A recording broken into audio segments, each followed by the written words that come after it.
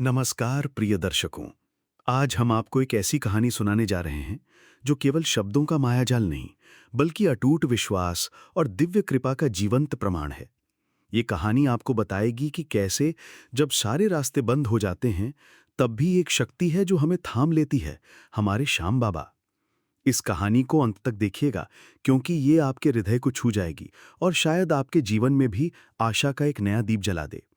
अगर आपका भी खाटू श्याम जी में अटूट विश्वास है, तो अभी इस वीडियो को लाइक कीजिए और कमेंट्स में जय श्री खाटू श्याम लिखना बिल्कुल मत भूलिएगा। आपकी हर एक लाइक और कमेंट बाबा के प्रति आपके प्रेम का प्रतीक बनेगी। तो चलिए शुरू करते हैं एक ऐसे भक्त की गाथा जिसके जीवन में अंधेरा ही अंधेरा था, पर बाबा श्याम ने अपनी एक किरण से सब कुछ रोशन कर दिया।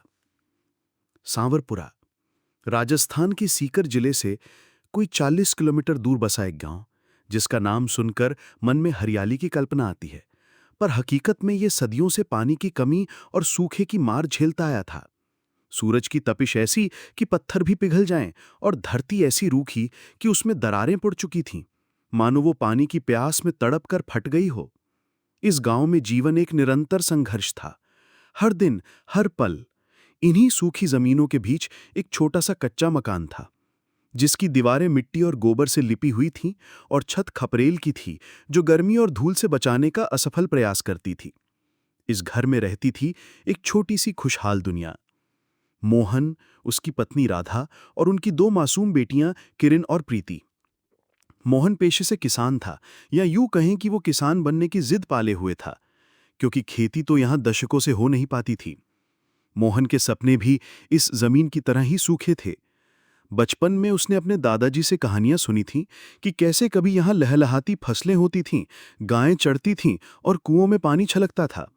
दादाजी हर साल फाल्गुन मेले में खाटू श्याम जी के दर्शन को जाते थे और लौटकर बाबा की कृपा के किस्से सुनाते थे। मोहन के मन में भी बाबा श्याम के प्रति अगाध श्रद्धा थी। वो भी हर साल नंगे पैर गांव से खाटू धाम तक पैदल जाता, बाबा से एक ही मन्नत मांगता, बाबा, मेरे खेत को फिर से हरा कर दो, मेरे परिवार को खुशहाल कर दो। परंतु बाबा शायद उसकी सुन नहीं रहे थे। पिछले 5 सालों से बारिश ने रुख मोड़ लिया था। खेत पर कुछ भी बोने का मतलब था सिर्फ पैसे और उम्मीद दोनों को बर्बाद करना। गांव के अधिकतर पुरुष शहरों की ओर पलायन कर गए थे मजदूरी करने। मोहन ने भी कई बार सोचा, पर अपने खेत और मिट्टी से उसका लगाव उसे जाने नहीं देता था। उसे लगता था अगर मैं भी चला गया तो इस जमीन का क्या होगा? और बाबा श्याम, जो उसके पुरखों के देवता थे, उनका क्या? कैसे चलेगा मोहन? राधा ने एक रात अपनी टूटी चारपाई पर बैठे हुए मोहन से पूछा। उसकी आवाज में वर्षों की थकान और निराशा घुल चुकी थी। किरण और प्रीति को देखो, ठीक से खाना भी नहीं मिल पाता। गांव के बच्चे स्कूल जा रहे हैं, हमारे बच्चे बस घर में बैठे हैं। मोहन ने गहरी सांस ली। उसकी आंखें आसमान में तारों को घूर रही थीं, मानो बाबा श्याम को उन तारों के बीच खोज रहा हो। क्या करूं राधा, शहर जाने का मन नहीं करता। ये जमीन मेरे दादाजी की, आत्मा बसती है इसमें। जमीन तो तब काम आए जब उसमें कुछ उगे, राधा ने कड़वाहट से कहा। अब तो लगता है बाबा श्याम भी हमसे रूठ गए हैं। राधा के ये शब्द मोहन के दिल में तीर की तरह चुभे। उसका विश्वास, जो हर दिन की कठिनाई में भी अटल रहता था, डगमगाने लगा। क्या सच में बाबा ने उन्हें छोड़ दिया था? इतने वर्षों की भक्ति, इतनी बार पैदल यात्राएं, क्या सब व्यर्थ थीं? उसके मन में एक भयानक विचार आया। शायद खाटू श्याम जी सिर्फ मंदिरों में ही रहते हैं, सूखी जमीनी पर उनकी कृपा नहीं पहुंचती। ये विचार उसके लिए एक पाप समान था, पर उसकी लाचारी इतनी बढ़ गई थी कि वो खुद से ही सवाल करने लगा था। अगले दिन सुबह मोहन ने एक कठोर निर्णय लिया।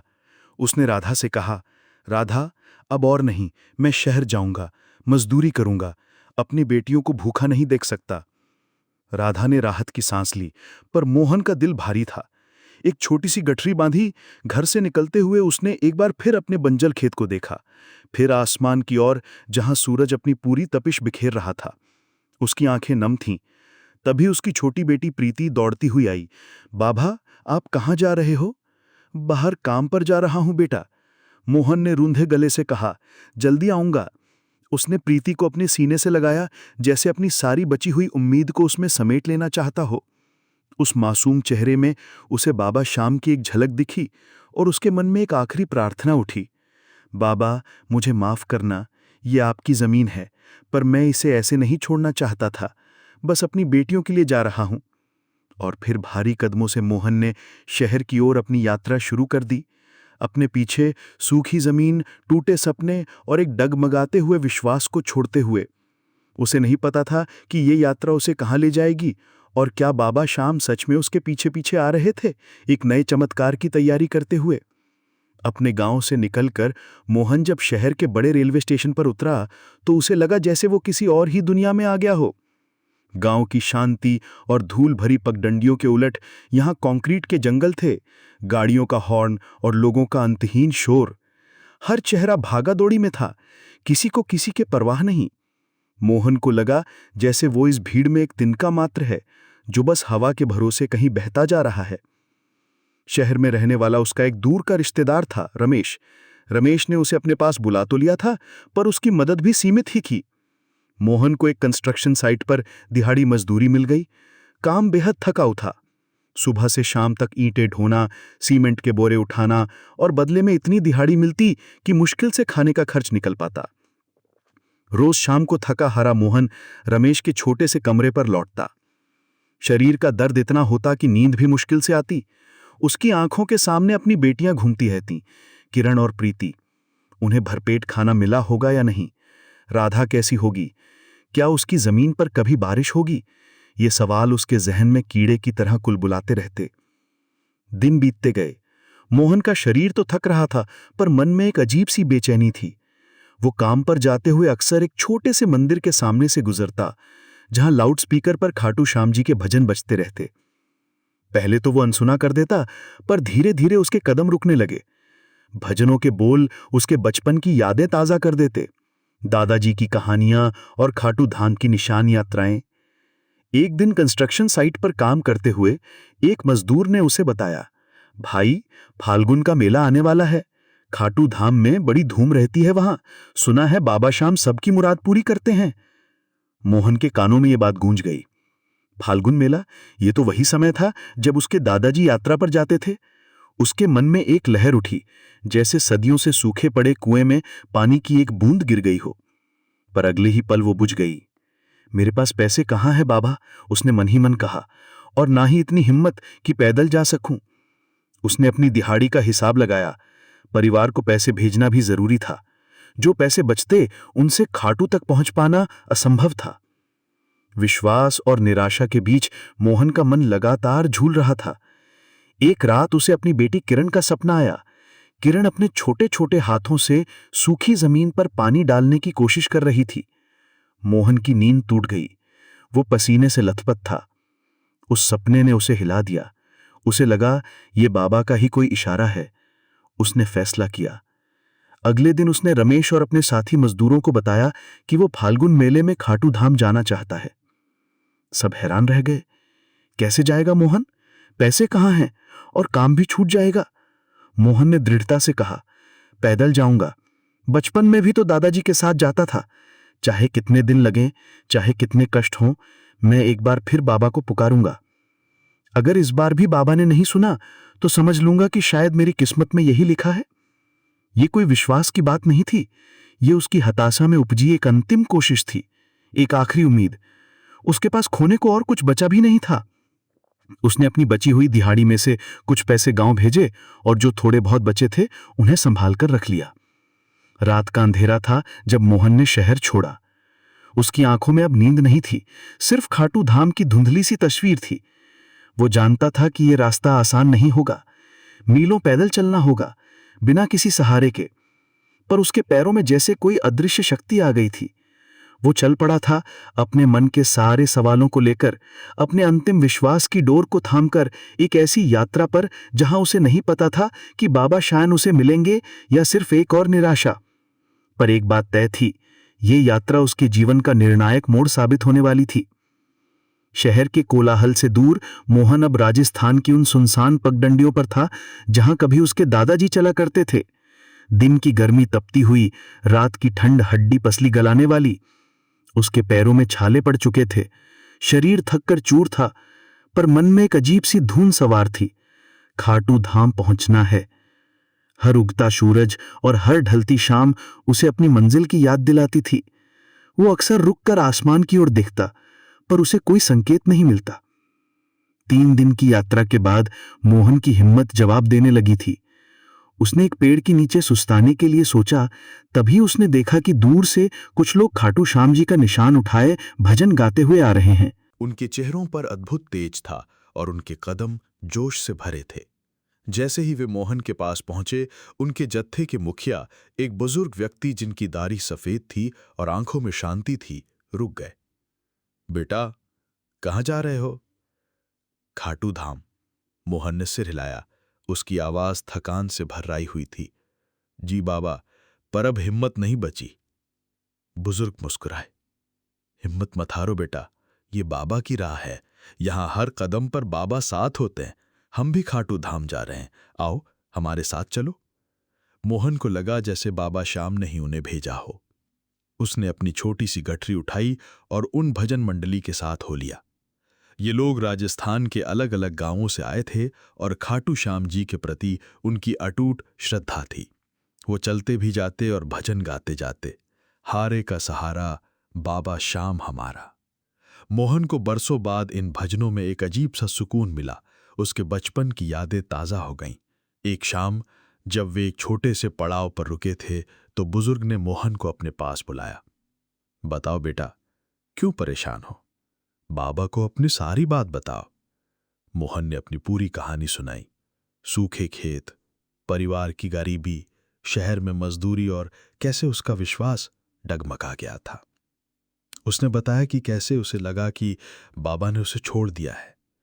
बुजुर्ग ने ध्यान से सुना, फिर उसके कंधे पर हाथ रखा। बेटा, बाबा कभी किसी को नहीं छोड़ते। तुम ही उनसे दूर हो गए थे। जब तुम्हारे खेत सूखे, जब तुम शहर गए, तब भी बाबा तुम्हारे साथ थे। ये सब उनकी ही लीला थी, ताकि तुम उन्हें और करीब से जान सको। मोहन की आंखों में आंसू आ गए। तो क्या बाबा मेरी सुनेंगे? बाबा सबकी सुनते हैं, बुजुर्ग ने कहा। बस हमें सुनने का मन और विश्वास होना चाहिए। तुमने एक बड़ी गलती की। तुमने बाबा पर सवाल उठाया, पर अब तुम वापस उनकी चौखट पर जा रहे हो। ये तुम्हारी आस्था की अग्नि परीक्षा है। अगली सुबह जब वे फिर से यात्रा पर निकले, तो मोहन के मन में एक नई ऊर्जा थी। उसके पैरों का दर्द अब कम महसूस हो रहा था। उसे लगा जैसे बाबा श्याम खुद उसके साथ चल रहे हों। भजन मंडली के साथ चलते हुए मोहन ने महसूस किया कि उसका विश्वास फिर से जागृत हो रहा है। वो अब शिकायत नहीं कर रहा था, बल्कि बाबा से क्षमा मांग रहा था। यात्रा के चौथे दिन वे एक छोटे से गांव से गुजर रहे थे। गांव के बाहर एक पुराना सूखा कुआं था। गांव वालों ने बताया कि ये कुआं दशकों से सूखा पड़ा है। जैसे ही मोहन और मंडली उसके पास से गुजरे, अचानक से कुएं के भीतर से कुछ आवाज आई। सब चौंक गए। उत्सुकतावश वे कुएं के पास गए और जो देखा उस पर उन्हें विश्वास नहीं हुआ। कुएं के बिल्कुल नीचे, जहां सिर्फ सूखी मिट्टी थी, वहां से पानी का एक छोटा सा सोता फूट रहा था। धीरे धीरे वह सोता बड़ा होता गया और कुएं के तल में पानी भरने लगा। गांव वाले दौड़कर आए, अपनी आंखों पर विश्वास नहीं कर पा रहे थे। ये कैसे हो सकता है? ये कुआं तो बिल्कुल सूखा था। एक बूढ़ा ग्रामीण चिल्लाया, ये खाटू श्याम बाबा का चमत्कार है। आप लोग बाबा श्याम के भक्त हैं, इसलिए बाबा ने यहां पानी बरसा दिया। मोहन हक्का बक्का रह गया। उसकी आंखों में चमक आ गई। ये क्या था? क्या बाबा सच में? ये पहला संकेत था। उसे लगा बाबा ने सुन ली उसकी पुकार। ये चमत्कार सिर्फ उस कुएं के लिए नहीं था, ये मोहन के सूखते विश्वास के लिए था। उसने मन ही मन बाबा को प्रणाम किया। उसके होठों पर बरसों बाद एक सच्ची मुस्कान आई। बाबा, आप सच में हैं। आप मुझे कभी नहीं छोड़ते। कुएं के चमत्कार ने मोहन के मन में आशा का संचार कर दिया था। उसके कदम अब और तेजी से आगे बढ़ रहे थे। भजन मंडली के साथ वो अंततः खाटू धाम की पवित्र भूमि पर पहुंच गया। फाल्गुन मेले की भव्यता देखने लायक थी। लाखों श्रद्धालु बाबा के जयकारे लगाते हुए अपने निशान उठाए मंदिर की ओर बढ़ रहे थे। हवा में अगरबत्तियों की खुशबू और भजनों की मधुर धुनें घुल चुकी थीं। मोहन को लगा जैसे वो स्वर्ग में आ गया हो। ये वही जगह थी जहां उसके दादाजी उसे बचपन में लाते थे। यहाँ कोई चिंता नहीं थी, कोई सूखा नहीं था, बस अटूट विश्वास और प्रेम का सागर था। भीड़ में मोहन भी एक अदृश्य शक्ति से खिंचा हुआ बाबा श्याम के दर्शन के लिए आगे बढ़ रहा था। उसकी आंखें नम थी, पर इस बार आंसू निराशा के नहीं बल्कि कृतज्ञता और प्रेम के थे। जैसे ही मोहन गर्भगृह में पहुंचा और घाटू श्याम जी की मनमोहक मूर्ति के दर्शन किए, उसे लगा जैसे बाबा श्याम साक्षात उसके सामने खड़े हों। बाबा की विशाल करुणामयी आंखें उसे देख रही थीं, मानो कह रही हों, मैं जानता था तू आएगा मेरे लाल। मोहन वहीं घुटनों के बल बैठ गया। उसके मुंह से कोई शब्द नहीं निकल रहे थे, बस उसकी आंखें लगातार बह रही थीं। उसने अपने मन में बाबा से क्षमा मांगी। अपने विश्वास को डगमगाने के लिए उसने अपनी सारी पीड़ा, अपनी सारी निराशा बाबा के चरणों में रख दी। एक अजीब सी शांति ने उसे घेर लिया। उसे लगा जैसे बाबा श्याम ने उसे अपने आंचल में समेट लिया हो। उस भीड़ में, उस कोलाहल में मोहन को सिर्फ बाबा की मूर्ति दिख रही थी और उसे अपनी आत्मा तक शांति महसूस हुई। उसने एक ही बात मन ही मन दोहराई, बाबा मैंने गलती की, मुझे माफ करना। मेरा विश्वास कभी नहीं डगमगाएगा। दर्शन करने के बाद मोहन मंदिर से बाहर निकला। उसके मन का सारा बोझ उतर चुका था। उसे एक नई ऊर्जा महसूस हो रही थी, जैसे वर्षों बाद उसे फिर से जीने का मकसद मिल गया हो। उसने वहीं से गांव की ओर लौटने का फैसला किया। इस बार उसके पास कोई ट्रेन का टिकट नहीं था, कोई मजदूरी की गारंटी नहीं थी, पर उसके पास एक अटूट विश्वास था जो उसे दुनिया की हर बाधा से लड़ने की शक्ति दे रहा था। सांवरपुरा पहुंचते पहुंचते मोहन को लगभग एक हफ्ता और लग गया। वो जब अपने गांव की सीमा में पहुंचा तो उसकी आंखें खुली की खुली रह गईं। जहां कल तक बंजर धरतियां थीं, सूखी दरारें थीं, वहां अब छोटे छोटे हरे पौधे उगाए थे। हवा में मिट्टी की नमी की हल्की हल्की खुशबू थी। कुएं और तालाबों में पानी भर चुका था। गांव वाले खुशी से झूम रहे थे। मोहन को लगा वो सपना देख रहा है। उसने अपनी आंखों को रगड़ा, पर नहीं, यह हकीकत थी। गांव वालों ने उसे घेर लिया। मोहन, कहाँ था तू? यहां तो चमत्कार हो गया। तू गया और उसके ठीक बाद आसमान से ऐसी बारिश हुई कि सूखी जमीनें फिर से जी उठीं। खेतों में अंकुर फूट पड़े हैं। ऐसा कभी नहीं हुआ। मोहन की आंखें भर आईं। ये बारिश सिर्फ पानी की नहीं थी, ये बाबा श्याम की कृपा थी। ये उसके विश्वास का फल था। उसने अपनी सूखी जमीन पर कदम रखा और उसे महसूस हुआ जैसे धरती खुद उसे गले लगा रही हो। उसकी बेटियां किरण और प्रीति दौड़ती हुई आईं और उसे गले लगा लिया। राधा की आंखों में भी खुशी के आंसू थे। उस दिन के बाद से मोहन का जीवन पूरी तरह से बदल गया। उसके खेत लहलहा उठे। उसने फिर से खेती शुरू की और हर फसल पहले से बेहतर हुई। उसके घर में खुशहाली लौट आई। मोहन ने कभी भी बाबा श्याम पर विश्वास नहीं खोया। हर साल वो अपनी पूरी मंडली के साथ घाटू श्याम जाता, बाबा का धन्यवाद करने। वो जानता था कि बाबा ने उसे न केवल फसल दी थी, बल्कि उसे विश्वास का सबसे बड़ा पाठ भी सिखाया था कि जब सब कुछ खत्म हो जाए तब भी बाबा श्याम होते हैं। तो दोस्तों, ये थी मोहन की कहानी, एक ऐसे भक्त की गाथा जिसने अपने विश्वास को मुश्किल समय में भी बचाए रखा और बाबा श्याम ने उसे कभी अकेला नहीं छोड़ा। ये कहानी हमें सिखाती है कि चाहे जीवन में कितनी भी कठिनाइयां आए, अगर हमारा विश्वास अडिग है तो हमारे हारे के सहारे श्याम बाबा हमेशा हमारे साथ खड़े रहते हैं। अगर इस कहानी ने आपके दिल को छुआ है और आपने भी श्याम बाबा की कृपा महसूस की है, तो इस वीडियो को लाइक करना बिल्कुल ना भूलें और कमेंट्स में अपनी श्रद्धा व्यक्त करते हुए जय श्री खाटू श्याम जरूर लिखें। ऐसे ही अद्भुत और प्रेरणादायक कहानियों को देखने के लिए हमारे चैनल को अभी सब्सक्राइब करें और बेल आइकन दबाना ना भूलें, ताकि भविष्य में आप बाबा की कृपा से जुड़ी कोई भी कहानी मिस ना करें।